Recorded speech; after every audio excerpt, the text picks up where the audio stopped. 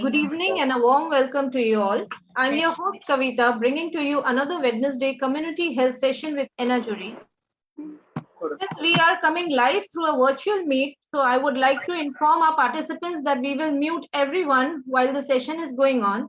In the end, we will have a question and answer time where you can raise your hands for sharing your thoughts. And please excuse us for any inconvenience caused due to the network issues. Enajuri means the bond of love. It signifies unconditional love. It is this bond of unconditional love for his native land that brought back Milind Datta, the founder of Enajuri from USA, to start a non-profit organization in 2018, which engages and promotes various initiatives that are striving for social change, honing leadership skills, and building entrepreneurship capabilities in the Northeast, including Assam. For the past few months, we have been engaging with speakers from various fields via virtual media to create a network among the people working in this region. It's my pleasure today to host a person who has taken the best of the Western culture during her 3 decades of experience and blended it with a rich Indian culture through the recent advances in neuroscience to create an organization called YogaKshema. Enajuri is fortunate to have you, Dr. Usha Vastare, as our speaker today. I'll introduce you to our audience, ma'am. So Dr. Usha Vastare is the founder of YogaKshema Rehabilitation and Wellness Center. She has been Loud the ಬರಲ್ಲ. faculty of Temple University School of Medicine, Philadelphia, USA. She was the clinical research project coordinator at Parkinson's disease and movement disorders Pennsylvania Hospital, Philadelphia, USA, which honored her with Service Excellence Award. Under her organization, she conducts workshops for mind training based on most recent advances in neuroscience, bringing science and spirituality together for holistic living. Team Enajuri welcomes you, ma'am, with a warm hug. We are all very, very happy to have you here. Please, ma'am. Thank you, Kavita. Ma'am, I would like to start this session with your introduction as a neuroscientist. And with your journey, I would like to just know about some things that you would like to share with us. How was it for you as a learning when you started this journey as a neuroscientist? Yeah, that was almost 40 years back when I first started my research career in US. The very first project I undertook was to look at the difference between blood flow in the brain of young and older animals. I think this was the spark, and then this from there I went on to look at various different disease models, neurological disease models like stroke, spinal cord injury, different types of stroke models. And from there, from that basic science research, I ended up with the clinical research, putting pacemakers in the brain of people with Parkinson's disease. I was in charge of a nationally coordinated clinical trial because it was still an experimental surgery at that time, wherein the neurosurgeons would put in pacemakers in the brain just like they would put pacemakers in the heart. So from there, the journey started. And as they say, everything is about the mind. I think I just fell in love with the brain and the mind, and of course, also the heart. Okay, so and then how did this YogaKshema was conceived? How did you conceive this YogaKshema? Yeah. It's interesting. When I was doing clinical research with Parkinson's patients, one of my roles was to educate people with Parkinson's disease and also their care partners. I understood the real impact and the importance of the role of caregiver in a patient's life, in any chronic illness patient's life.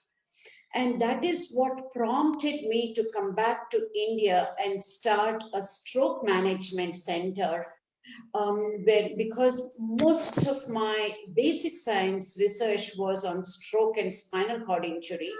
So we started a stroke management center, and that soon expanded to become YogaKshema Rehabilitation and Wellness Center. Rehabilitation in terms of overcoming chronic illnesses, and that too in a non-pharmacological way.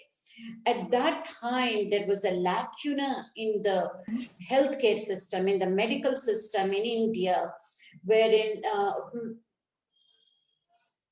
the patients would get very good pharmacological treatment, but something that cannot be treated by drugs, something like our emotions, our feelings, our relationships, none of these will be fixed by colored pills, that comes in a white bottle. So there was a lacuna in the system. And as far as I know, YogaKshema was the very first organization that included care partners or caregivers along with the people with chronic illnesses for their treatment. And that too non-pharmacological, holistic, integral.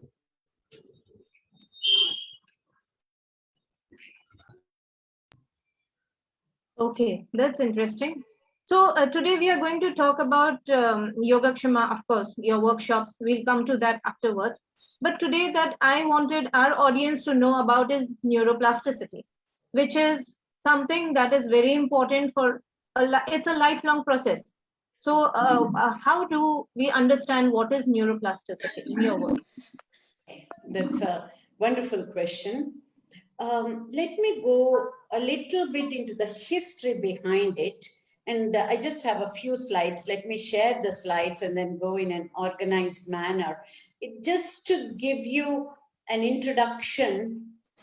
Yes, ma'am.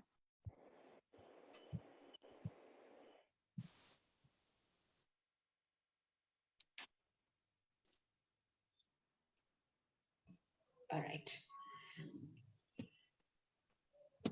There you go. Just to give a very brief introduction about what is neuroplasticity and what does lifelong learning mean. What is neuroplasticity? May I request the people to please mute their microphones, otherwise it would be disturbing. Thank you. So what is neuroplasticity? It's a very technical term. What does that mean? In the past few centuries, one of the biggest breakthrough in the scientific field is that the brain can change at any age. This discovery that the brain can change at any age was really very crucial, and that it opened up many, many vistas and avenues for the treatment of people, and not just for treatment of illnesses, as you will see how YogaKshema has used this capacity of neuroplasticity in various different fields. So you might ask, so what? So what if brain changes? We cannot feel the brain, we cannot touch it, we cannot see it. We will not, most of the times we don't even think about the brain that we have. So what does it matter if the brain changes is a very normal question that comes to everybody. So why should the brain change? And if the brain changes, what is in it for me? Because we cannot see, feel, or anything. If we can answer this question, everything will fall in place. If we need to change our lives, we really don't know about this. if we need to make long-lasting changes in our life, the brain itself has to change. When we make really quick, fast, temporary changes in our lives, just like we change our wardrobe, we change our hair color, we change our hairstyle, and then things will be different. Those are temporary changes. Similar to that, we change our mind and we change our life, right? But to make long lasting changes in our life, until and unless the very structure and function of the brain changes, we won't be able to make long lasting changes in our life. That is the reason that why change brain, that question is so important, and the answer to that is also equally important. That is why the uh, the most important breakthrough that the brain can change, and it can change itself, was very, very crucial in the scientific field. So how does the brain change? Now we have to go back to recent history, just a couple of decades back, wherein the current Dalai Lama, he challenged the Western neuroscientists, saying that if you actually change your mind, you'll be able to change the very structure of the brain. At that time, when Dalai Lama posed this challenge to the Western scientists, we just thought, if the something happens to the brain, something pathological happens to the brain, some trauma happens to the brain, some injury happens to the brain, the mind will change, but not the other way around.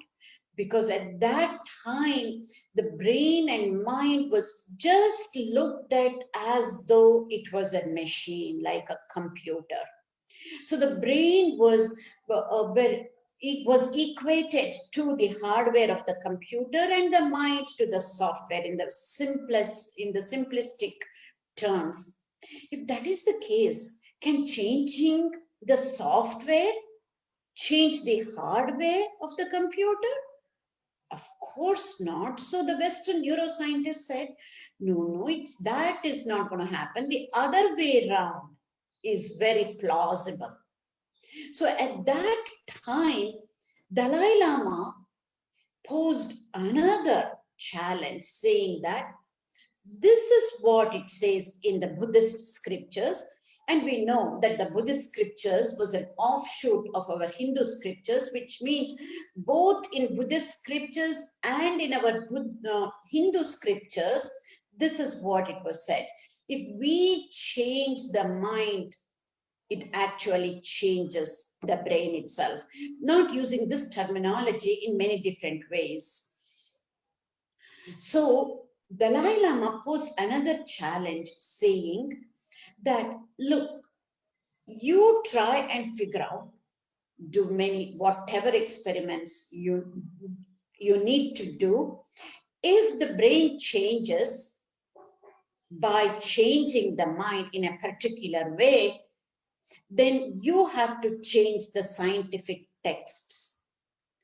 If the brain does not change as you change your mind in a highly structured, effortful ways, if that is the case, then I'll go back and change the Buddhist scriptures. That was a very bold challenge, and the Western neuroscientists took it. And at the time, there was a lot of new technology at that time that was present, like fMRI, not the MRI that we use in clinical studies now, but fMRI, functional MRI, and then PET scans, SPECT, SPECT scans, and EEG with many 256 electrodes, like you see in one of the pictures here. The Buddhist monk, who himself is a French molecular biologist turned into a Buddhist monk. His name is Dr. Matthew Ricard, and he's being showcased as the happiest man in the world, by the way.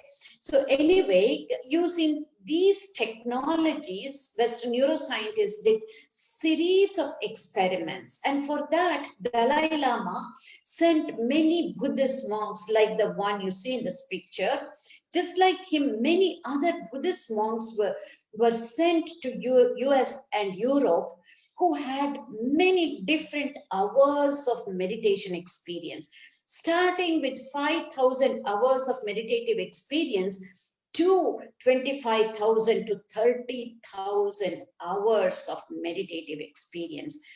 Their brains were scanned, and the brains of the Buddhist monks which were scanned were compared to the non-meditative groups of people.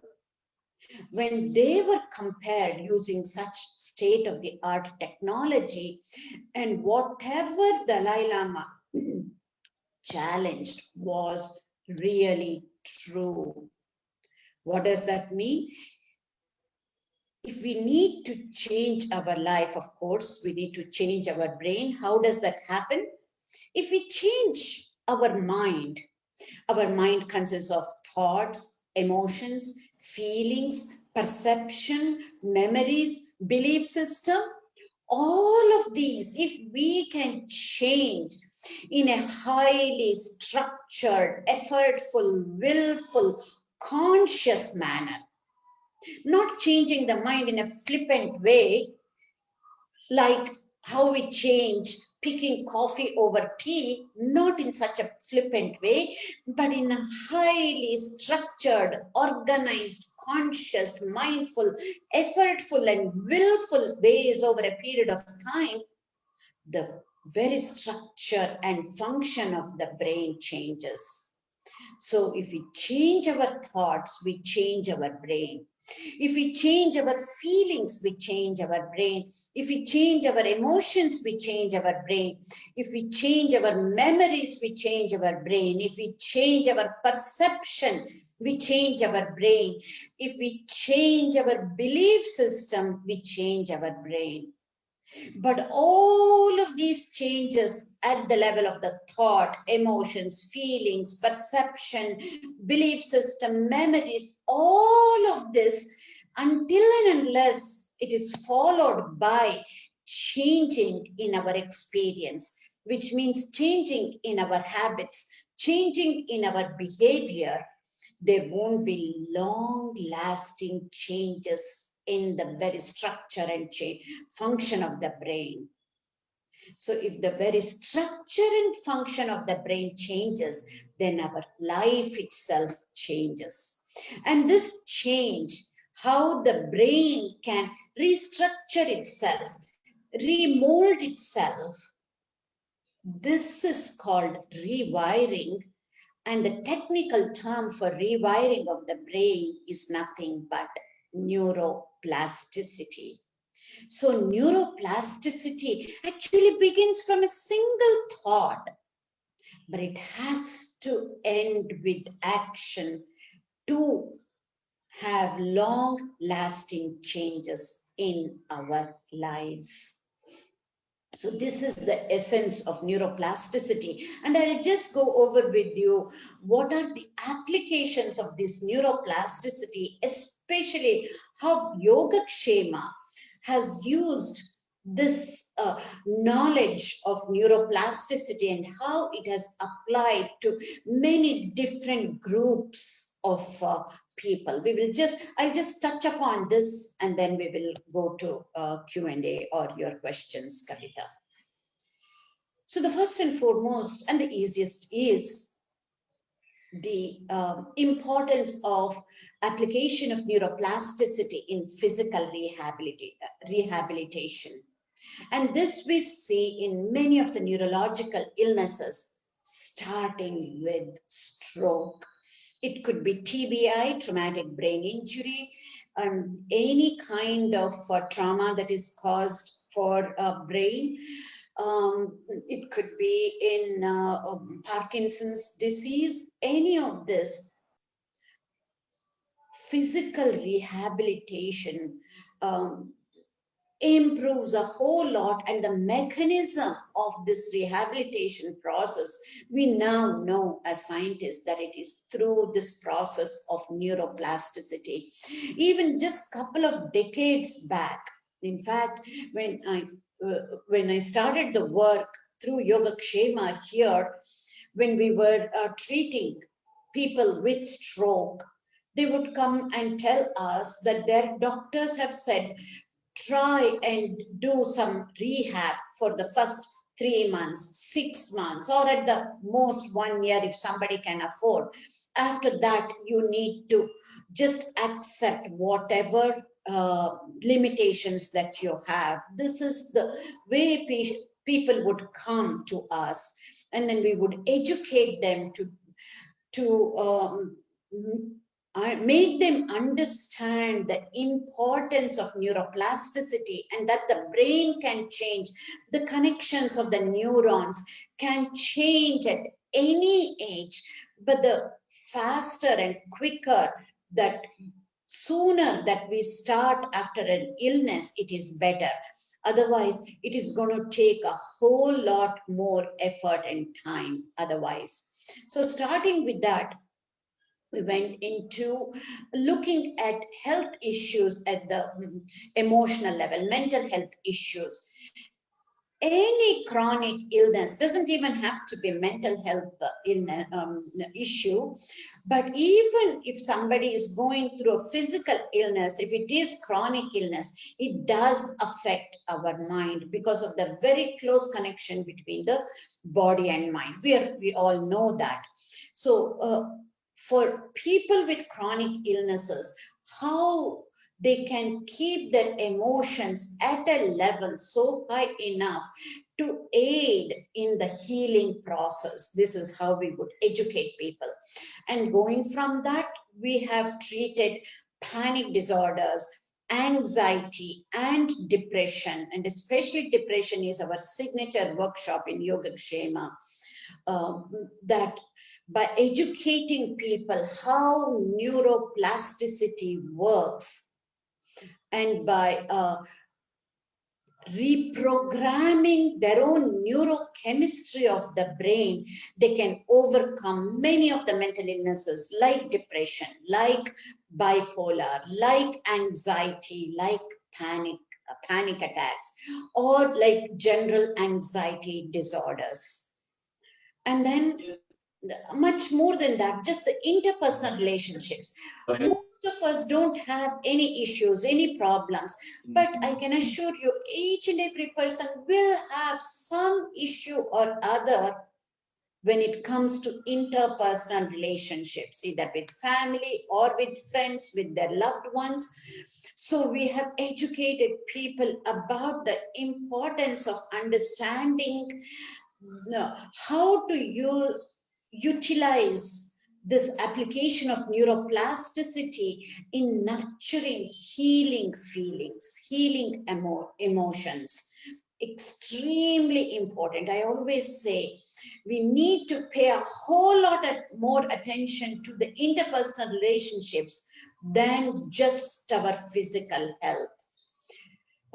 Something for all of us to think about. Interpersonal relationships are so crucial. And finally, how do we improve the quality of mind using the application of neuroplasticity? This is for anybody and everybody, starting with young kids to people who are retired and who are bedridden too. They can still improve their quality of life, because quality of life is directly dependent on the quality of our experience in life. And that quality of experience in life is directly related to the quality of mind. So most of our workshops are improving the quality of life through the quality of mind. And I'm just gonna, we all know this, what is lifelong learning. I'm just gonna give a definition and then stop my discussion so that we can go with the Q&A. lifelong learning is nothing but an ongoing, voluntary, and self-motivated pursuit of knowledge. We know lifelong learning means pursuit of knowledge, but that pursuit of knowledge has to be an ongoing process because it's lifelong and voluntary, not because somebody else says so, and it has to be self-motivated. Self-motivated is really important because we are all interested in how.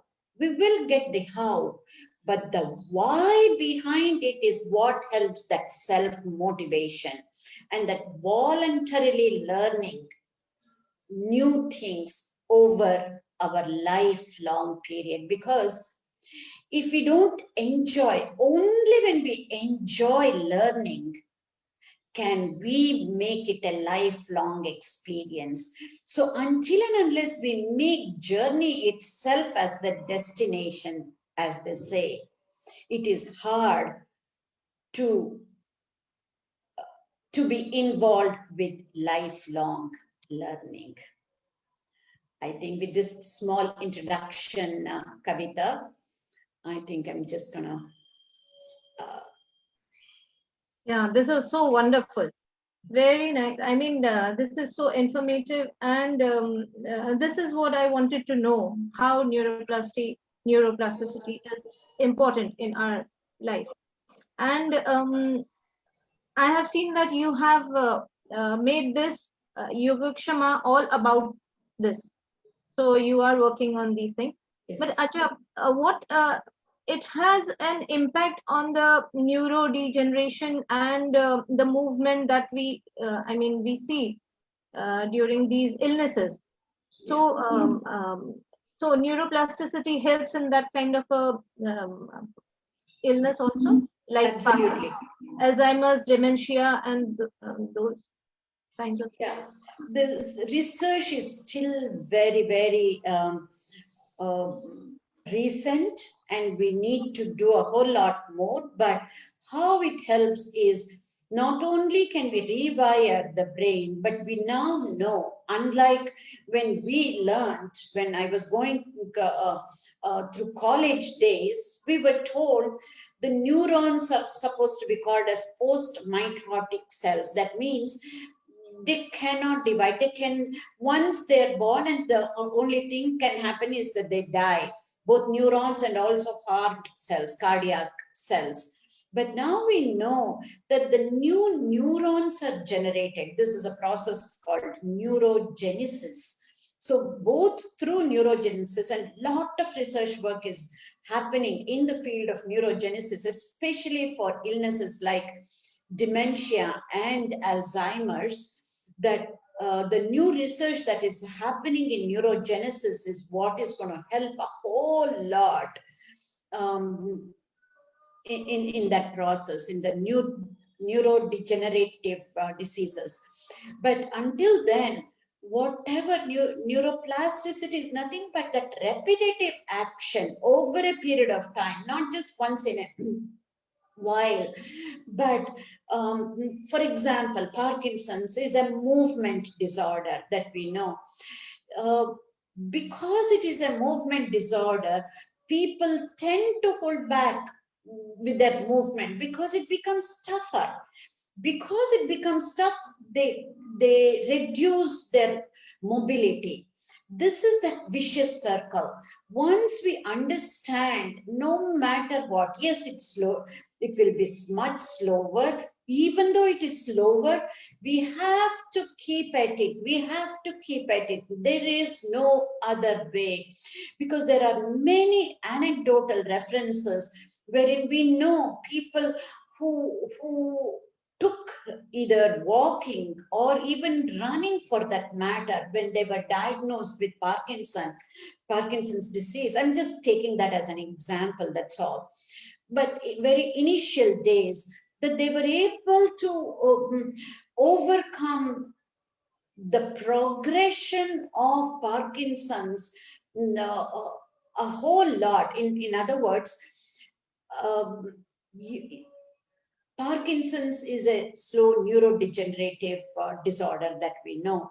That neurodegeneration slows down a lot when we do the neuroplasticity exercises.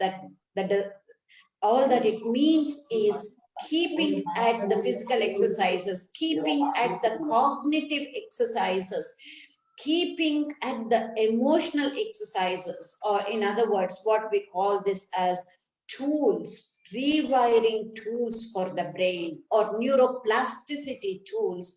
Once we understand, and the person has to take the onus and responsibility. See, this is the thing, that it is many ways it is so easy, but yet it is so tough. It is so easy to take a pill and wish, hope and wish that whatever we are going through is going to go away. This is whatever we are talking about, the neuroplasticity tools or the rewiring tools.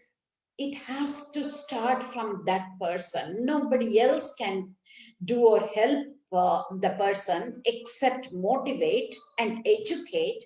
But it is the person who has to be in charge to be able to take up these rewiring tools in a manner, in a consistent manner. It's all about practice, practice, practice, and nothing else. And that is why it makes it difficult, whereas it's so easy to pop in a pill. But so are there any everyday exercises, like a simple exercises that we can follow for this neuroplasticity of our brain? Is there anything? Yeah, any exercise for the matter will rewire our brain. All it means, neuroplasticity means, our brains are constantly changing whether we know it or not. Every thought we get, the structure of the brain changes. When I say the structure at the molecular level, at the electrical level, but it doesn't do long lasting changes. To make long lasting changes, it has to be repetitive, so that the networks are created or broken or created. So it is all about repetition, going through it day in and day out. For example, just walking itself is such a great exercise, a rewiring tool for the brain, you know.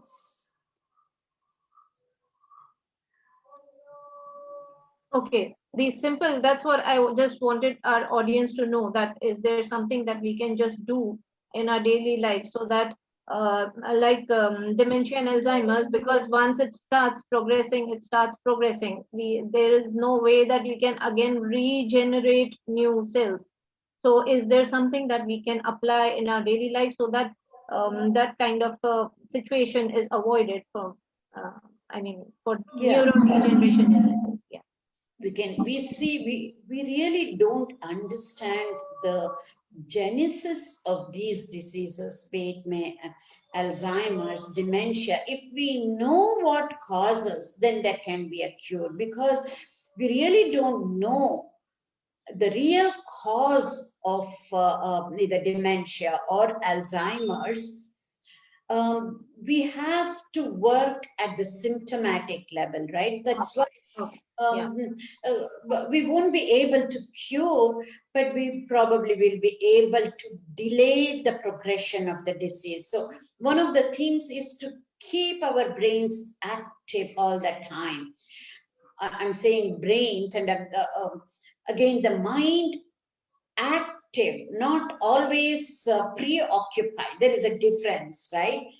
To be using the mind, the conscious mind, most of the times. In other words, trying to be mindful most of the times is the way. And Yes. I have a list of the tools. Maybe I can show that slide and then we can take it from there. Would you want to see the tools? Yeah, we can go for it. Yes. Okay. So let's just,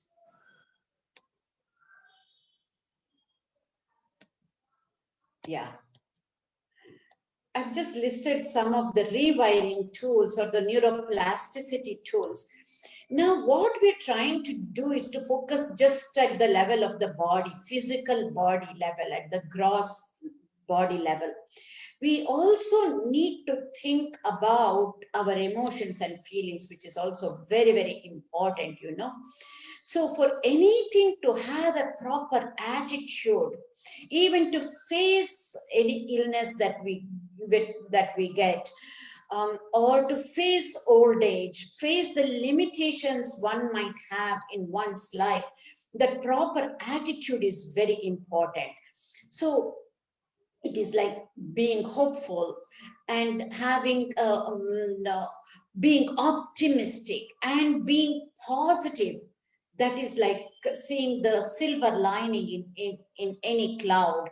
It starts from there, the proper attitude with which we look at life, the proper attitude with which we look at the worldview, the proper attitude with which we have the relationship with others. Starting from there, when we keep changing our attitude in a proper way, that itself changes the structure and function of the brain, is what I'm trying to say.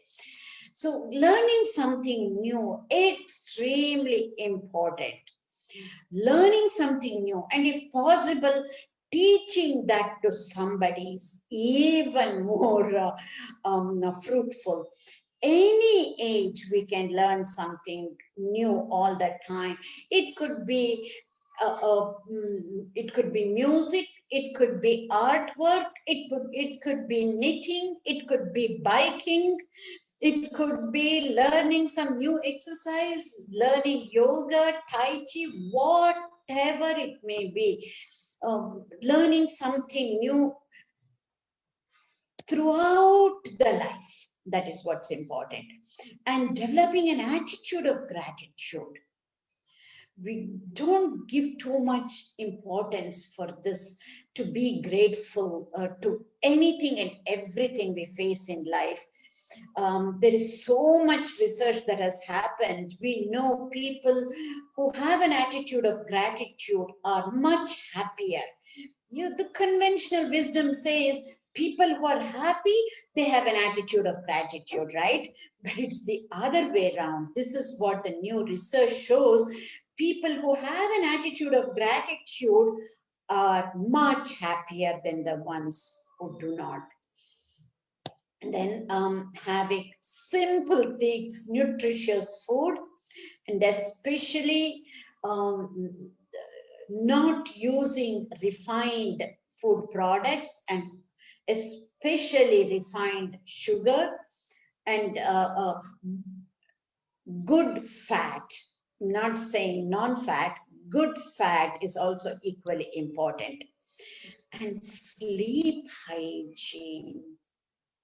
Many of us, we don't realize how sleep is important for anybody. I'm not talking about when people are stressed out, either they sleep too much or they sleep too little. We won't talk about that. That's a separate topic in itself. But for all of us, so many number of hours of sleep, each one of us have to figure that one out ourselves, is extremely important. One quick tip here for sleep, proper sleep hygiene, is to get enough number of hours of sleep every day. The trick is to wake up every day at the same time, no matter what time you go to bed. We know usually what happens, right? We tend to go a little bit late to bed, and then we get up a little bit late too. Instead of that, even if we have gone to bed past midnight, wake up at the same time that one is used to wake up. That is what will help to get that sleep the next day or the following day, depending on how much sleep we have lost. So that sleep is extremely important, especially for rewiring of the brain.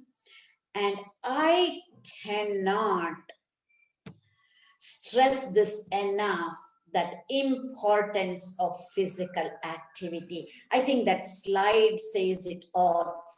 All the things that we know are deleterious because of smoking, we get the same deleterious effects when we are physically inactive.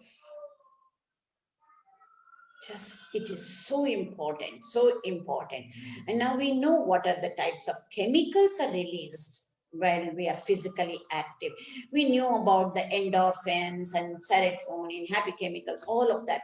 The newest chemical is what is called as BDNF, brain derived neurotrophic factor, which is shown, this has been shown in of course, animal experiments, and it has been shown in West with students, when students are physically active, even on the day when they go to exam, when they do their exercise, it could be jogging, it could be weightlifting, whatever it is, that is what helps them to recall now what they have studied. The memory increases, the focus increases, concentration increases because of that chemical BDNF that is released because of the increased physical activity. I think just a few tools to start off. This is so helpful, ma'am. Very, very helpful. I believe our audience has taken in these things, and then I would like to come up with one question here, ma'am. My curiosity. Sure. See, we are not born with a clean slate. Okay, we have some kind of a genetic thing in our brain. Our brain is not at all clean. Okay, so how does it get impact? I mean, genetically, we come. Something is inherited. We don't come with a clean slate. So how do we work with that? That's the recent research in epigenetics. Epi means above, at a meta level. Yes, genes play a huge role. This is the debate that was happening a couple of decades back, and now we know for sure. At that time, there was a clear-cut distinction between nature and nurture. In other words, how much do the genes play a role, and how much is the environment plays a role? And there was so much debate, so much research that went on for the past few decades. Now we know both play a huge role.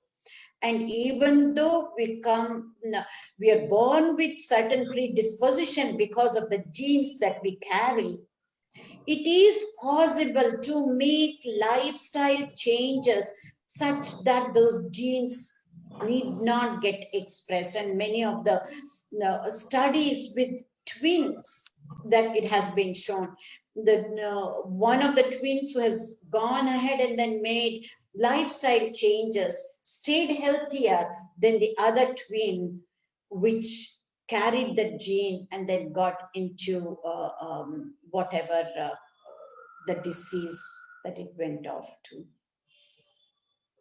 So even though genes play a role, when we make changes in our lifestyle, not just at a physical level and also at the emotional level, one of the strongest robust features that we know that causes certain illnesses is that an unforgiveness state of mind. It has shown to cause many different illnesses, including cancer. Of course, it is very hard to show the correlation, like the cause and effect relationship, but there definitely is a way that unforgiveness state of mind is responsible for many of the illnesses, including cancer. And that is where one of our workshops, another signature workshop of YogaKshema, that forgiveness, self-directed neuroplasticity, happens when we forgive. Okay, this is wonderful, ma'am. Yeah, I hope this we get a chance from Assam also, that we can our people from Assam can join your workshops. So we'll go ahead into the workshop. Just one more question that I want to ask you here. Like you were talking about forgiveness here. So forgiveness comes from our own consciousness. So based on neuroscience, what is consciousness? Yeah. Based on neuroscience, like whatever we are perceiving through our senses in the external world, right? It goes in and then we perceive. It is the mind that is conscious, is consciousness. That is what we, according to neuroscience, we can simply classify mind into two types. One is the habitual mind or the emotional mind that comes from the region of the brain that we share, or it works the same way as it works in other animals. Let us just call that as a lower center of the brain. That is where our non-conscious, or people call that subconscious, I prefer to call that as non-conscious mind. Whereas the part of the brain which is very, very new means a few millions of years old, which means as humans evolved, this part of the brain developed, which let us call that as a higher center of the brain. That is very unique for humans. That is very unique for humans. In animals, it is in a very rudimentary stage. They still have it, but it is very, very rudimentary. And the mind that is emanated from this part is what we call it as conscious mind. What we talk in our scriptures as that consciousness, I would call that as consciousness principle. Neuroscience has not had a hold on it, because rightly so, if we understand from our scriptures, it is not something that we can actually study. You cannot make the consciousness principle, what we're talking about, you cannot make that as an object and study. That is why in science it is extremely hard to be able to study the consciousness principle you're talking about. But according to neuroscience, right now we are all awake, we are all conscious, we are conscious of what is happening in the external world, we are conscious of what is happening in our body. That self-awareness, that is consciousness. Okay, thank you so much, ma'am, for that. Um, uh, is there any connection with our auditory cortex and the brain, that because I have seen in most of the dementia patients that either of them, they have suffered, I mean, they had a very long history of hearing impairment. So if there's some kind of an auditory impairment, then does it lead to brain functions? I mean, disturbing the brain function, is it there? Oh, absolutely. But we don't know if that is causing dementia. When there is a hearing impairment, when there is visual impairment, yes, definitely. But again, we are still far from it. But from a research perspective, there is so much research that is happening that blind people are able to see now. It's not that we need this sense organ as the eye to be able to see. The new research, neuroplasticity research, to it more than that, it is body mind interaction research. Yeah. So, Body mind computer body and mind interaction research shows we can place electrodes on the tongue, and these electrodes will pick up the signals, and then the person will be able to see. So when you place electrodes on the tongue of a blind person, that blind person will be able to see. These are all very new research. BCI, by the way, body-computer interaction research. Yeah, amazing. These facts are so amazing. And these, I believe that it should be brought in front of, everyone should be aware of these advances that neuroscience is going ahead. And here, I would like to ask you now about YogaKshema, the workshops that go on with you. If there's some of your faculties here with us today. Yeah. Can we have? Yes, Vasantji is here. Yes. Hello. Yes. Hello, yes, Vasant. Yeah. So good to see you, Vasant. And we will be, I would like to introduce Vasantji for this audience of ours here. Ushaji, you would like to introduce? Yeah, Vasant is the director of wellness for YogaKshema, and he has a very interesting career, and he worked outside the country in the IT field, communications field. And when he was still young, he left all of that and came back to India and pursued the yoga training. And now he's a yoga therapist. And much more than just that, he made lifestyle changes to fit in his belief system, his holistic, integrated way of looking at the worldview. So he actually grows his own vegetables in his backyard and then consumes the vegetables. He's a Gandhian in his heart, and then he's a mindfulness practitioner, and he's one of the faculty of YogaKshema too. Okay, so people from Assam can actually take your workshops and become faculties in the district of Assam also, where we can have centers like YogaKshema. I would like Is that Vasant possible? to answer these. Yeah, please, Vasant, please. Yes, certainly. I think as we understand more about each other's organizations and understand the workshops over a period of time, as they start understanding the YogaKshema's various workshops and they implement that in their day-to-day lives, it will be nice to have this knowledge being propagated out, and it will be, of course, more than welcome that we have more faculty members on board for the same. Okay, thank you so much. Thank you so much. We are looking forward for this. Now we'll, there are so many questions that are coming up. So madam would be, ma'am, we can open the question and answer section now, Q&A for the audience. Certainly, Kavita. Okay. Yeah, so our founder Milanji is here. Okay. Milanji, you're here.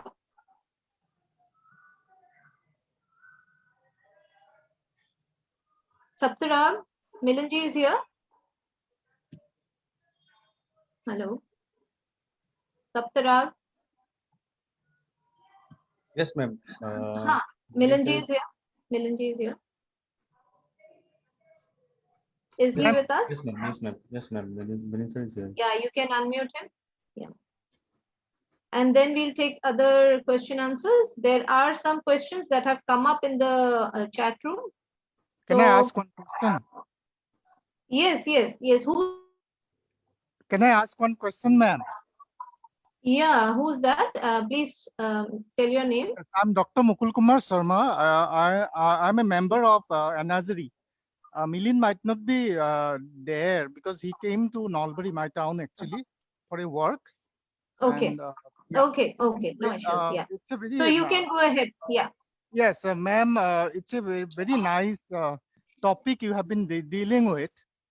And personally, I have been working for the gay people of Assam, Assamese gay youth who are closet, hiding, homosexual youth, you can say.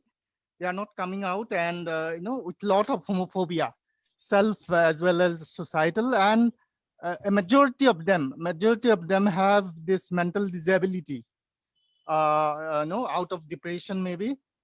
And when I try to motivate them about how to get rid of it, I cannot. I mean, actually, they do not go to the mental health professional and all these things. I know that neuroplasticity, whatever you are talking about, it's a very good thing, but only for us who are conscious about our mental health.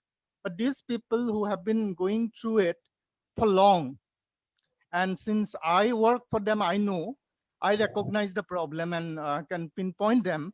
But at this moment, I'm not able to, to bring them to the resources. And they, for years, they have been like in the same state of, being mental disabled person, means they are not working productively, although they look healthy. How to address this issue, ma'am? Yeah, this is going to be a tough issue because even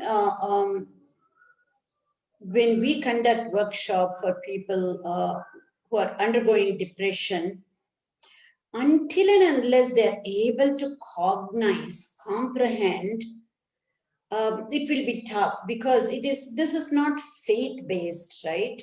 It is not just taking a pill. We know, though, if I take an antidepressants, that will help change the balance of chemicals in the brain.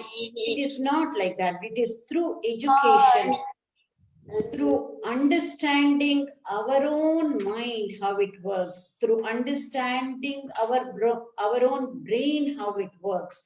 So certain amount of comprehension and cognition and certain level of focus and concentration is a must for any of our workshops. If that is not possible for people, it will be tough. And for people who are severely depressed, we advise them to take certain medications according to their doctor's advice. And once they're able to sit and focus and not resist the learning, that is very, very important. That is why that self-knowledge, or that voluntarily we need to be able to put this into practice, not because somebody else says so, then it is not empowering. The more we understand why we do this, that is where it becomes empowering. If we just focus on how, a lot of people will do the exercises, they will do every day. It's just as part of exercise. And if we don't understand how this exercise is helping at a deeper level, then it is not empowering. It will work. But for somebody to be really empowered, that why behind all of this, why do I want to change? Why do I want to come out of depression? Why do I want to come out of that anxiety state? Why do I want to come out of this unforgiveness state? That why, if it is not strong enough, no matter how many how we can give to the person, it won't help. So we need to go to the root of why. If that means a certain amount of self-motivation, certain amount of feeling empowered, that they want to feel empowered, that they do want to come out of whatever that they're going through, has to be there for this to work. Which means it takes a lot of time to prepare the people, prime them, to give them the right type of information to be able to prepare. Because this is so new, and the way we are conducting these workshops is even newer than how it is being done in West at a commercial level too.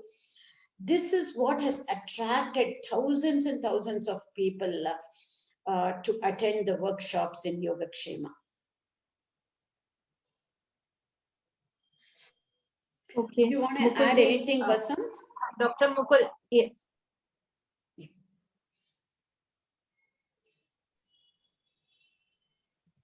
Yes, I also wanted to add that till now, YogaKshema has actually conducted workshops where close to about 30,000 people have attended these workshops.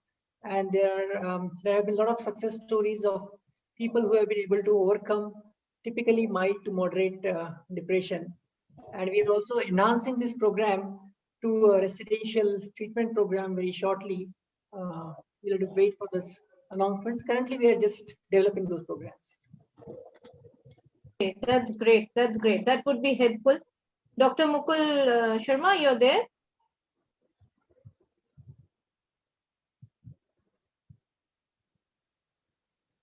Okay, okay. I think his question has been answered. There's a question from Mr. Arnab Karmakar. Does neuroplasticity help in conditions like epilepsy? He's wanting to ask that. Yeah, so not directly, for especially conditions like epilepsy. The only way out we know as scientists is by taking the proper medication. But how the person deals with looking at the worldview, because many a times it is either the stress that triggers epileptic seizures in some population of people. So such things we will be able to train ourselves to manage that stress, so that the frequency of epileptic activity can decrease. Only those things that are under our control we can do, but usually it is at a very different level, and until and unless a person is on anti-epileptic medication, it will be hard to control. But the ancillary factors, it could be stress, it could be anxiety, if it is associated with all of that, that can be helped, not while they're going through the seizures, but other times. Okay, okay. There's one, a student from class 9 who has asked this question: how can we control our brain from distracting?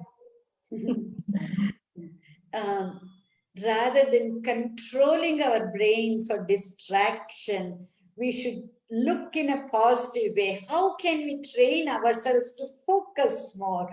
How can we train ourselves to concentrate more?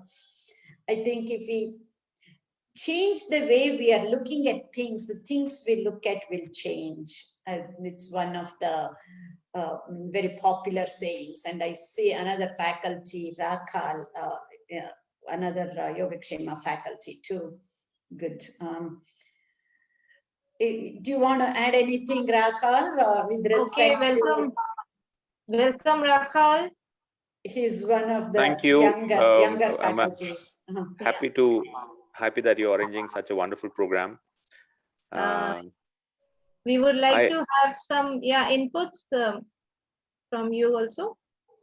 First, for the what we call her auntie, sorry, so I think we continue to call her auntie. I think from what I've heard from auntie itself and what I have experienced, it also is probably when we look at it from the way, if you like what we are doing, if we enjoy what we are doing, so I think your focus will be naturally there. So probably start seeing your studies the way you can enjoy it, then probably you'll be more focused. I hope this answers the question for our ninth grade student here. And it's so good that that kind of audience is also here today to listen to you, ma'am.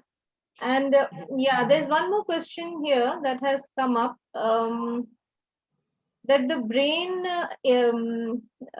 brain also ages, mind does not age. Is there any preventive maintenance method to avoid brain aging?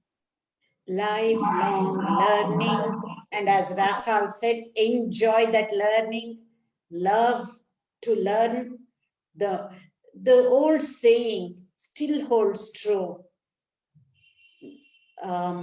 use it or lose it, right? If we don't use it, we will lose those connections. So the more we use our brain, the better it is. The more of the higher center of the brain that we use, it is even more better. Right. There's one more question, but I suppose you have already given us some tools that we can work for having a happier and balanced life.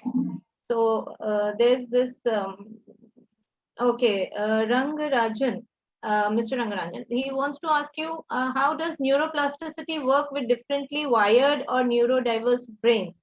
Example that the way that I understand ADHD is that certain neurotransmitters work differently, which causes it to behave differently. Is this something that can change with neuroplasticity exercises? ADHD Certain example. neurotransmitters. Okay, yeah, ADHD, yeah. Yeah. And again, there is so much research that is happening. Absolutely, it is possible to rewire the brains. And then, in fact, there are studies, again, anecdotal studies which have been published. Kids with ADHD without taking any medicine, but with mindfulness practice to improve concentration and focus. This is another answer to that ninth grade student too. How can we improve the concentration and focus? If we practice mindfulness breathing every day, not just when we have to study for exams, on every day at the same time and sitting in the same place, then the focus and concentration increases. And as a matter of fact, we have certain audio links of various different mindfulness techniques. Maybe Vasant can allude to that. So using mindfulness as a way to overcome ADHD has been established. See, it is not like giving out medicine like usually what is done for ADHD kids. But depending on the age of the kid, the parent has to work with the kid to do this mindfulness breathing, to be able to calm them down, to be able to, in a stepwise manner, to be able to keep increasing their focusing power. It is definitely possible because the neurotransmitters, how are they released? It depends on our thoughts, our emotions and feelings. It is all about managing our thoughts, managing our emotions and our feelings. This is my favorite pet peeve. I always say, maybe I'll say this before asking Vasant to add on to the mindfulness audio links. See, we go to either schools, colleges, or private tutors to learn anything and everything, whichever subject or whichever art. Even for breathing, we go to people like Vasant to learn to breathe properly. But mind is even subtler than our breathing. Where do we go to train ourselves? How to think, how to feel, how to emote. This is my pet peeve. I've been talking about this even with education, is that all of this has to go with young kids, even preschoolers for that matter. Only when we learn matter of factly, okay, if you think like this, this is what's going to happen. If you feel like this, this is the consequence. We understand that our actions have consequences, but do we know our thought patterns, our thinking, our thoughts have consequences? How we feel have consequences. How we emote has consequences. We might be right. It might be righteous indignation. When we are right, somebody else thinks us that we are wrong. and we have this anger within us, which is righteous. But is it helping us? It is somebody else's problem. They have mistaken us, but I am getting angry with such angry feelings and angry thoughts. I am harming myself. I am hurting myself. Simple logic. If these can be taught for young kids, we don't have to suffer like this as we become adults. When I say suffer, I'm using it in a very technical manner, scientific manner. And off to Vasant to add on to the mindfulness or anything else that you would like to add, Vasant and Rakhal. Yeah, Vasant, Sure. please. Yeah, I just sent the mindful breathing recording, which is kept on the YouTube channel. But can look at that and practice.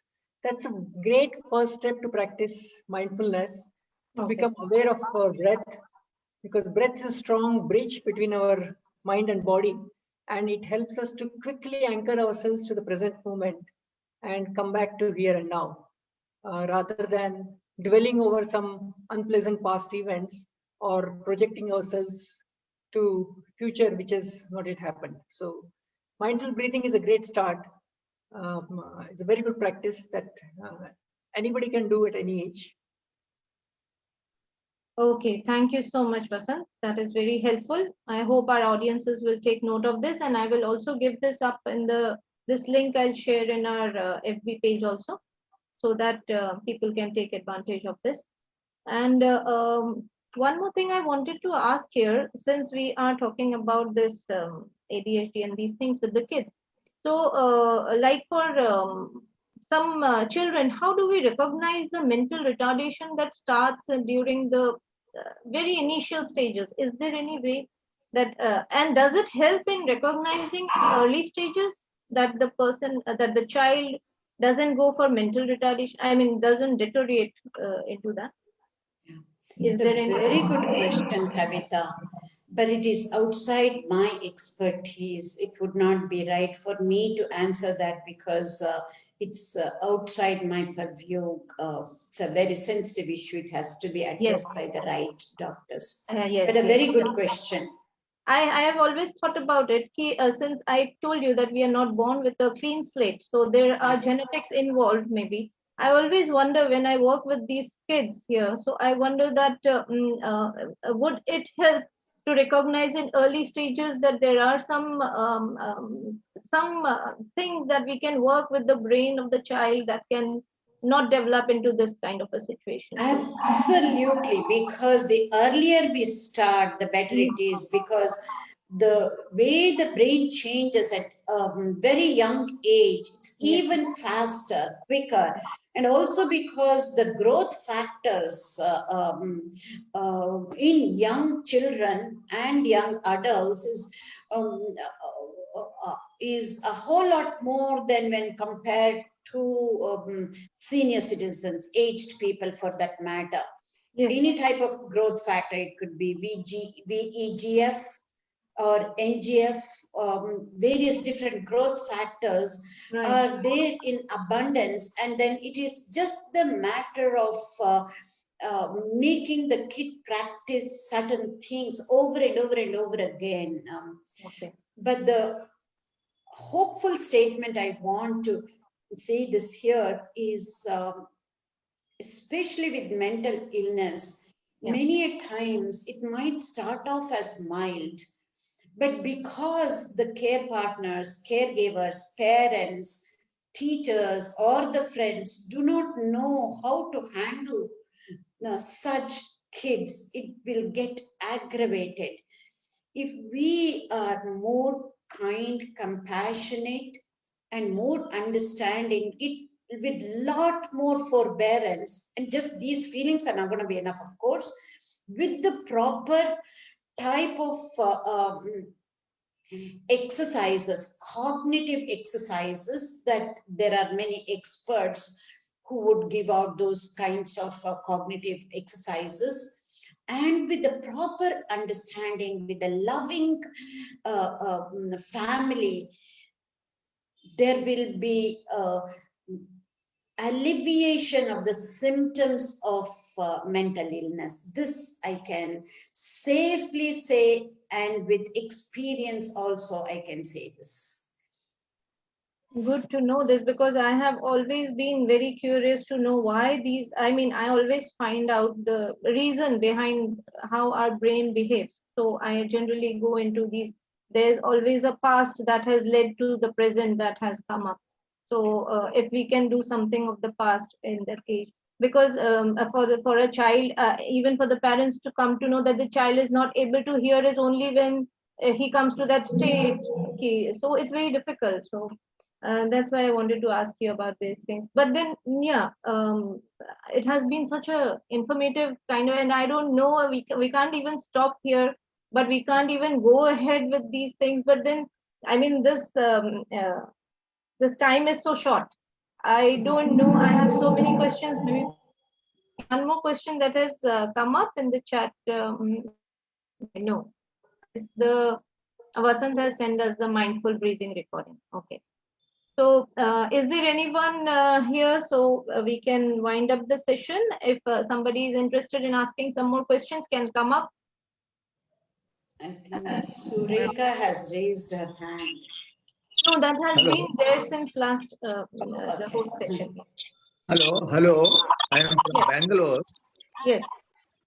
My question is, in the mindful state, they say you should avoid thinking, and it should be, I mean, in a state of awareness only. So when we stop thinking, is it not idling the mind and brain? And does it help in the improvement of other abilities or the tools which Madam has told? Does it help, or is that correct? Because in the meditation also they say mindful, you should not think, you should stop thinking, you should be in the present. So when the mind is in the present state and you don't think anything, only hear some noises here and there, then the brain becomes totally idle, and it doesn't help in activating the or improving the brain function. I mean, this is some doubt always have. Can you just tell, ma'am? Certainly, very good question. See, when we use the word mindfulness or meditation, we only know of one way, that's all. But whether there are many different meditation techniques, or you might call that mindfulness techniques, meditation techniques, either from the religious perspective or from the scientific perspective for that matter. There are so many different ways. It is like, see, when you go to a restaurant, if it is, if many of the sandwiches are laid out on the table, you pick whichever sandwich that you want. It is coming to that stage with respect to mindfulness or meditation techniques. So we need to know what we are looking for, and we can actually choose that particular meditation or mindfulness technique. In fact, I should ask Rakhal if the neuroscience of meditation tape has been on our YouTube channel, that we can give that link. Depending on the type of meditation that we do, we can expect many different results. And also when we say don't think, that doesn't mean it is a thoughtless state. It is really tough. Somebody who has risen to a very high meditative state with many years of experience can get to that kind of sort of thoughtless state for a fraction of a second or for a couple of seconds. That's all. It is not that easy. What we mean is just witness the thoughts. Usually, how do our thinking pattern works? I get a thought. I'm saying, oh, he said he's from Bangalore. I didn't see the name. It's a man. Maybe he has come for other YogaKshema workshops, or where did he get this? So like that, one thought leads to another, another, and another, like a chain of events. What we need to do very simplistically in meditation, when you get a thought, don't entertain that thought. Just witness the thought. In Sanskrit, it is called Sakshi Bhavam. When you just witness the thought loses its power if it is a negative thought. If it is a positive thought, it doesn't matter. Just witness. What we're trying to do with that technique is trying to keep our mind in equilibrium, trying to attain that samatva. So that helps, just witnessing the thought. If we need to improve our focus and concentration, then we can take a thought and focus on that thought. It could be an affirmation.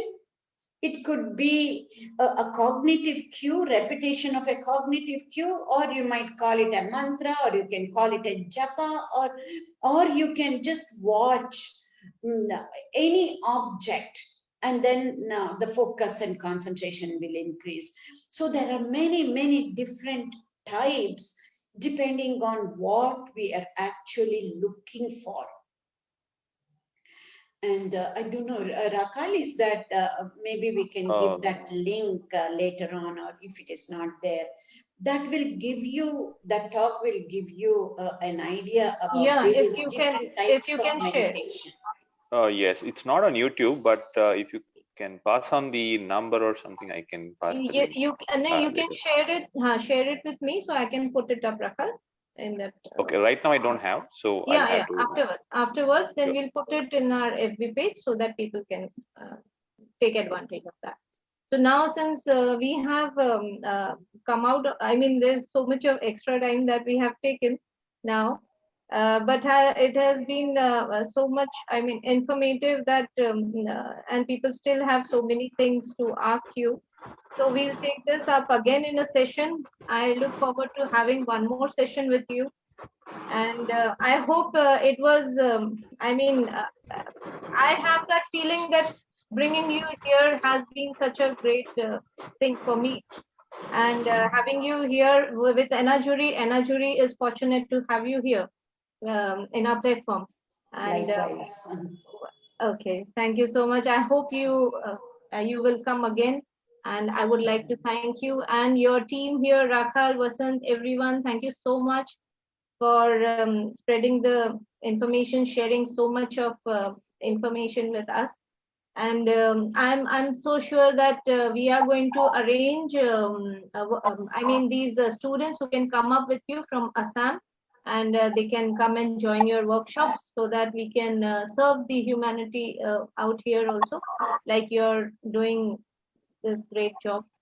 And we'll bring you again in another session, maybe in a month or so. I'm waiting to get you again with another topic here, ma'am. There's so much to listen to you. So thank you so much. Thank you, our audience, for joining us today. Thank you so much. Thank you. Thank you, Kavita.